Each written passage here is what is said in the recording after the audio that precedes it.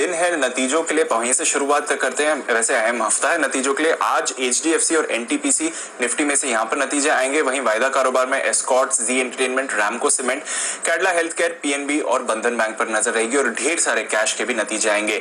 इसके अलावा Equitas small finance bank की लिस्टिंग होगी। इशू प्राइस 33 रुपए पर शेयर है। हेक्सावेयर की डी लिस्टिंग आज पूरी हो जाएगी। धानुका एग्रीटेक, इनके बायबैक का आज आखिरी दिन है। 1000 रुपीज पर शेयर का बायबैक प्राइस है इनका। और कमर्शियल माइनिंग के लिए कोल ब्लॉक्स का आवंटन किया जाएगा, जिसमें वेदांता, हिंडाल्को, अदानी एंटरप्राइजेस और जेएसडब्ल्यू स्टील जैसी कंपनीज शामिल हैं।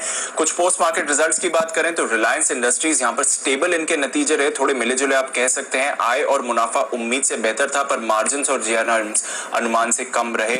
आय में हमने 26% की बढ़त देखी है, एबिटा में 9% की बढ़त देखी है, बट मार्जिन 19.1% से घटकर 16.2% आए। और जीआरएम्स की बात करें तो 6.3 पर डॉलर से घटकर जीआरएम्स आए हैं $5.7, तो ये थोड़े अनुमान से कम रहे। जियो की बात करें तो यहाँ पर आय में हमने 7% की बढ़त देखी है, मार्जिन भी थोड़े बड़े थे। इनके आरपू बढ़कर आए हैं 145 पर, अनुमान 144 का था, तो ये भी एक अच्छा आंकड़ा है। इंडसइंड बैंक यहाँ पर नतीजे अनुमान मुताबिक रहे, पर एसेट क्वालिटी में हमने सुधार देखा है। ग्रॉस एनपीएस 2.5 से घटकर 2.2% आए और नेट एनपीएस 0.86 से घटकर 0.52% के आए। एनआईआई में हमने 13% की बढ़त देखी है और कंपनी कह रही है कि फिलहाल जितने भी मर्जर से जुड़ी खबरें आ रही हैं पिछले कुछ दिनों की, वो गलत हैं। आईसीआईसीआई बैंक यहाँ पर शानदार नतीजे आते हुए दिखे। एनआईआई में हमने 16% की बढ़त देखी है, मुनाफे में हमने अच्छी बढ़त देखी है। ग्रॉस एनपीएस और नेट एनपीएस दोनों में ही हमने गिरावट आती हुई देखी है और इनकी प्रोविजनिंग है वो 19% जरूर बढ़ी है। एक टैक्स एडजस्टमेंट की वजह से भी आप देख रहे हैं कि मुनाफे में थोड़ा उतार चढ़ाव रहा है। यूपीएल यहाँ पर नतीजे अनुमान मुताबिक रहे, बल्कि थोड़े आप बेहतर ही आपको कहना पड़ेगा। आय में 14% की बढ़त देखी है, मार्जिन में हमने स्थिरता देखी है, हालांकि अनुमान से थोड़े कम थे मार्जिन, और मुनाफा 6% बढ़कर आया है एकदम अनुमान मुताबिक।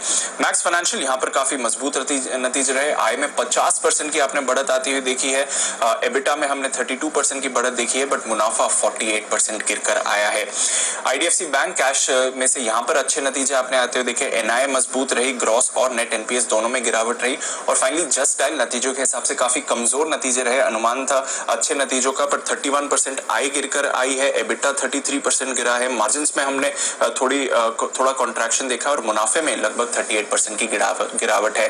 कुछ खबरों के बारे में बात करें तो कोल इंडिया यहाँ पर अक्टूबर महीने का आउटपुट 18.7% बढ़कर आया है, तो ये एक अच्छा आंकड़ा है। जी पावर इंडिया की तरफ से सफाई आई है, ये कह रहे हैं कि जी पावर इंडिया भारत में अपना कोल कारोबार शुरू रखेगी। इनके फिलहाल 10 एग्जिस्टिंग प्रोजेक्ट्स हैं जहां पर काम चलता रहेगा और आने वाले सालों में ये नए कोल प्रोजेक्ट्स के लिए भी बिडिंग करेंगे। इनके पास ऑलरेडी जी से लाइसेंस है उनकी टेक्नोलॉजी भारत में यूज करने का और वो इसका इस्तेमाल करेंगे। हालांकि इनकी पेरेंट जी ने कहा है कि अब वो ग्लोबली किसी भी नए कोल प्रोजेक्ट में हिस्सा नहीं लेंगे, पर जी पावर इंडिया क्लैरिफाई कर रही है कि वो भारत में अपना कोल कारोबार शुरू रखेंगे और आगे और प्रोजेक्ट्स के लिए भी बिड करेंगे। और फाइनली फ्यूचर रिटेल, इन्होंने एनएसई बीएसई को चिट्ठी लिखी है। ये कह रहे हैं कि सिंगापुर में जो आर्बिट्रेशन के दावे अमेज़न लेकर आ रहा है वो भारत के लिए वैलिड नहीं है और फ्यूचर रिटेल इस आर्बिट्रेशन का हिस्सा नहीं था। तो इनके हिसाब से डील चलती रहेगी, पर देखना पड़ेगा कि आगे और क्या लीगल चैलेंजेस आते हैं।